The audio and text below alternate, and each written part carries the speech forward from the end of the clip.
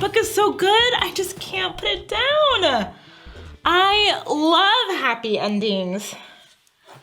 Oh, hi friends, and welcome back to Storytime at the Library. As you know, I am the librarian. She's not your grandma's librarian. Oh no, she's not. She's not your grandma's librarian. Yeah. I can't wait to dig into today's story. You may remember we've been checking out the 7 I am statements Jesus made. They're metaphors that he gave to help us understand who he is and what kind of relationship he wants us to have with us. Like when he said, I am the bread of life. We understand that we can always go to Jesus because he provides for us and he is what we need. And by saying, I am the light of the world, Jesus tells us how we can always go to him to show us how to live. And today we are turning to John 10:7. Therefore, Jesus said again, very truly I tell you, I am the gate for the sheep.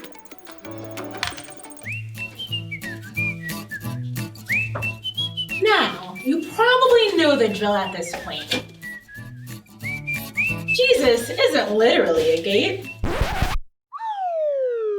But don't worry, I have the perfect story to help us understand what Jesus meant right here. Howdy folks, it's me again, the farmer in the dale. It's good to see you. Today we're going to be looking at a story from the book of John in the Bible. Now this is a real story that happened to Jesus and his friends. So Jesus and his friends were in Jerusalem, which is a really big city with huge giant walls, kind of like this. And the walls had gates in them that people would go in and out of, like this. And one of these gates was called the sheep gate. And on this particular day, Jesus and his friends were walking by there. Let's see what we got here. All right. So this could be Jesus, the pilot, and then these will be his friends. Look, it's me! Farmer. He's gonna go right here beside his friend Jesus. Whoa! How did you get in here? Yeah, okay, I know I said it was called the sheep gate. Okay, fine. You can be in the story too. It's a good thing I didn't say it was the tiger gate. Anyway, near the sheep gate there was a pool of water. And people who were sick with illnesses or physical disabilities, they would go down into the water because they thought it would help heal them. Now listen to what Jesus' buddy John wrote about in his book. One person was there who had not been able to walk for 38 years. I know! Can you believe it? 38 years! Well, let's keep reading. Verses 6 through 9 say, Jesus saw him lying there. He knew the man had been in that condition for a long time. So he asked him, do you want to get well? Sir, the man replied, I have no one to help me get in the pool. Then Jesus said to him, get up, pick up your mat and walk. The man was healed right away. He picked up his mat and walked. He was stuck, helpless, kind of like a little lost sheep. But Jesus had the power to heal him, and he did. Well, that about does it. I love hearing stories about how Jesus helped people, because he still helps people today. Until next time, you're always welcome in my barn. Well, not this barn, the one back on my farm. We'll see y'all later. Yeehaw!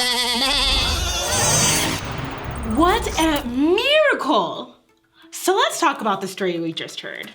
True or false? Jerusalem is the name of a barn. Say it with me, false. Jerusalem is a city that still exists today.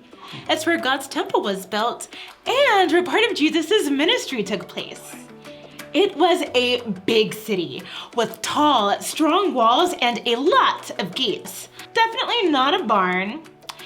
And there weren't any talking sheep in the story either. That's something we call anthropomorphism. Farmer Dell may have told the story in his own way, but what Jesus said and did are absolutely true.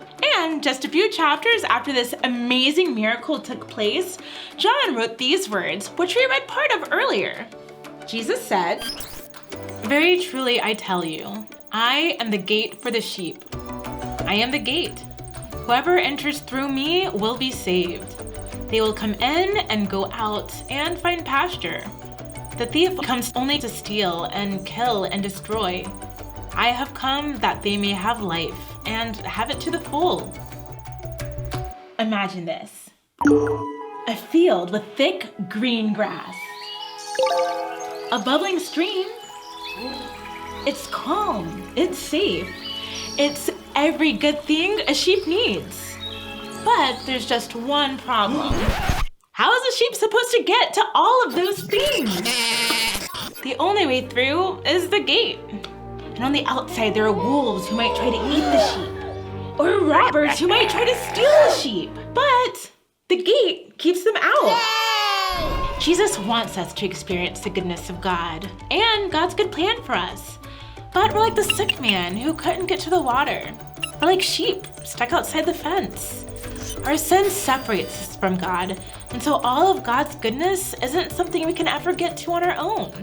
But that's where the good news comes in. When Jesus says he's the gate, he's telling us that he is the way to all the good God has for us. Tell me, Dave, what do you think today's story was all about? That I can always go to Jesus to experience God's goodness. You got it, Dave. Let's say that all together. I can always go to Jesus to experience God's goodness. Hey, do you think we could get that pasture back? It was so peaceful. You got it. I'm coming right up. Delightful. We are going to keep on discovering who Jesus is and what it means that we can always go to him. Until our next story time, you can check out today's story for yourself in John chapter 5. So long, adventurers. She's not your grandma's librarian. Oh no, she's not. She's not your grandma's librarian.